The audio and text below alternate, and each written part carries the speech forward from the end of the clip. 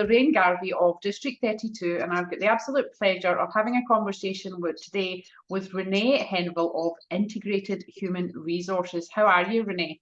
I'm very well, thanks, Lorraine. How are you? I'm very well, thanks. I'm thinking I might be a little bit colder here in WA than you are on the Gold Coast. Maybe. It's a beautiful day today. Yeah, okay. So we're still a little bit cold there. So that just sets the scene, you know, you're in Gold Coast. We know each other because you're a Connect Premium member within the District 32 network. So that means it's a 7-figure tier. But the purpose of this video, Renee, is to get to know a little bit about you, a little bit more about your business.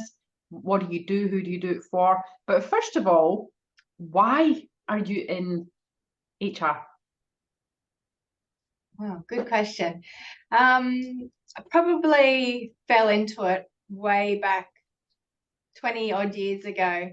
So I started off when I left school. I was a legal secretary, and then I moved down to Sydney, and I was working in one of the big 4 accounting firms, and was just like an office manager for Sydney, Melbourne, and then got into HR kind of that way and started my career in my later 20s, I guess, in HR, and then went on and did the psychology degree and the HR degree and all these other degrees later on. Yeah, and then I got into HR that way. Hold on, all these other degrees, how many degrees do you have? Oh, well, maybe not degrees, but certificates. So there's work health and safety and training. Yeah. And did the psychology really help frame? Like, did the psychology and the HR go well together, did you find? They go together really well. I did organizational psychology, and which touches on people and individual behaviors as well. Okay. Yeah. Beautiful. So that's how you got into it, and I'm assuming you still love it. Did you ever love it? Yeah, I do. Assumptions here. Yeah, no, I do. I was like an in-house HR team member for a few different businesses for, I don't know, quite a while. And then when I was on maternity leave with my first child, an opportunity came up to HR contract to, well, it's a national business, but they were based on the Gold Coast. And it's something I've always wanted to do anyway, was to have my own business. So dipped my toe in that way, and I ended up resigning from my full-time HR role to contract, and then just through word of mouth, we are here today with the team of 14 next week. Wow, 14. Yes. Yeah. So it'll be 10 HR professionals, including myself, and we've got 2 admin, operations, support staff. Wow. So that's a big team. And I mean, do you find then, do you miss the HR issues of your own organisation, or? I've still got clients that I do HR for, so I'm still on the tools, I guess. Yeah, okay. Yeah. And then we've got our own team here to organise. Well, that's what I was meaning there, like your own team. Do you have your own HR issues, or do you manage to skip over that because of your No, because we're so good at what we do. Yeah. Look, it all comes down to communication. So we're pretty good communicators. We've got some pretty good systems and processes in place. We've got a huge library of templates, policies and procedures. So we don't have too many issues. That's good to hear. Not that you're going to tell me anyway. Yeah. We really don't. So what kind of clients do you work with then, Renee? I mean, I'm assuming you can work with any clients, but is there a certain type of industry that gravitates towards you, or who do you like to work with? No, we haven't niched in any industry in particular. We work with all businesses, all sizes. So it could be a startup putting on their first employee, who companies often say, I want to do the right thing. So, we'll help them set up, or we'll do their recruitment, all the way through to businesses with 100+ staff, and we're working day in, day out. And it is absolutely every industry. It's been motorsport, hospitality, entertainment, adult industry, real estate, everything, education, council. It's really diverse. So that means your networking and your marketing and your word of mouth must be really good. Well, maybe. Yeah, to We're attract all doing those something different right. industries, it does. Yeah. What do you find is the biggest problem for businesses out there at the minute with HR? At the moment, there's been a lot of HR compliance change for the last 9 months. So that is causing a little bit of a headache to try and keep on top of. So the industrial relations changes and even work health and safety changes has been a lot.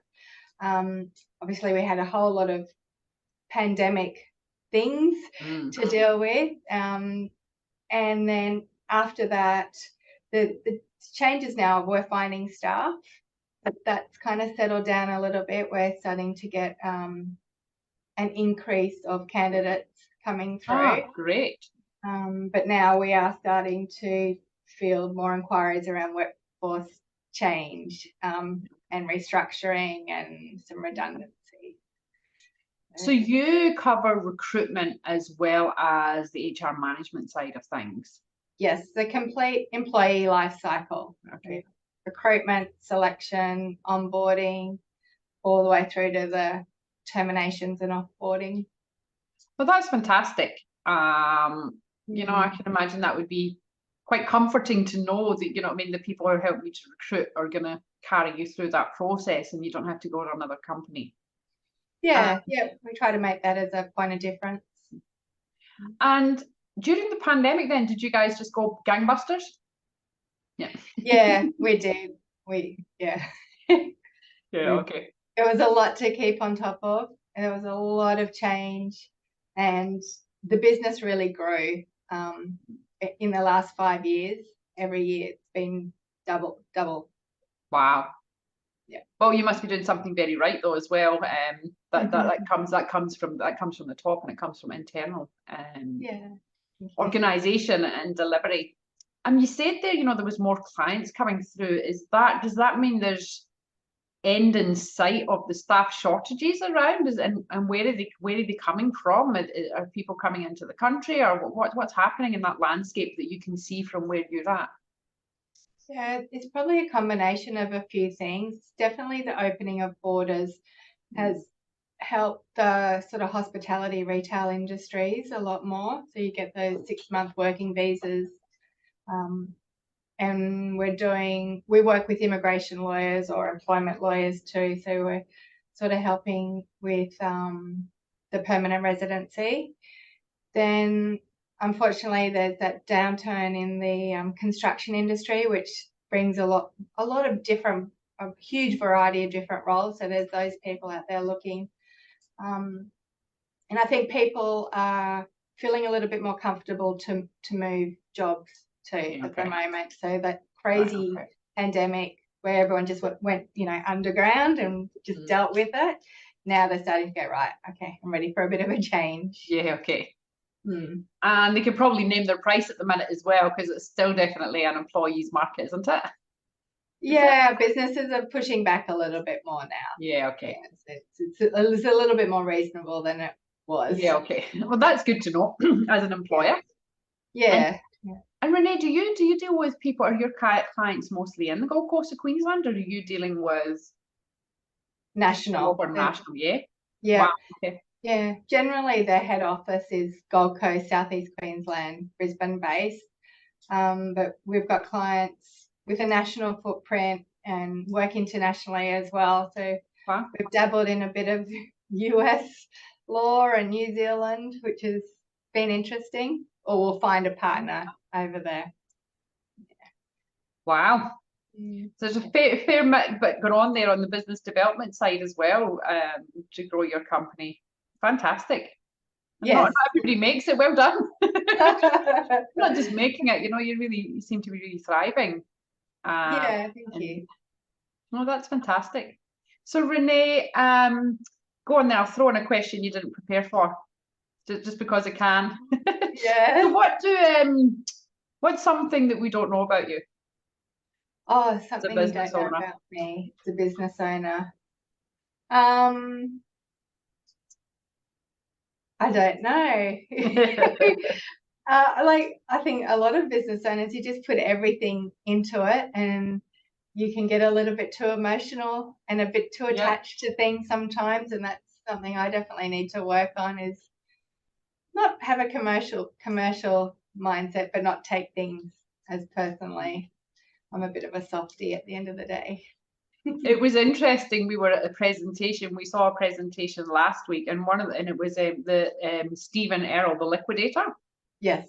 And he said, you know, these certain processes, I can help you, and I can come in and I can run your business for you. And one of the members there said to him, you know, how can you run our business better than we can if you don't know anything about the industry? And he answered very well, but really what he was saying underneath was, I'm not emotionally attached. I'm just going to run it like a machine. Basically, yeah. And so we deal with, on you go.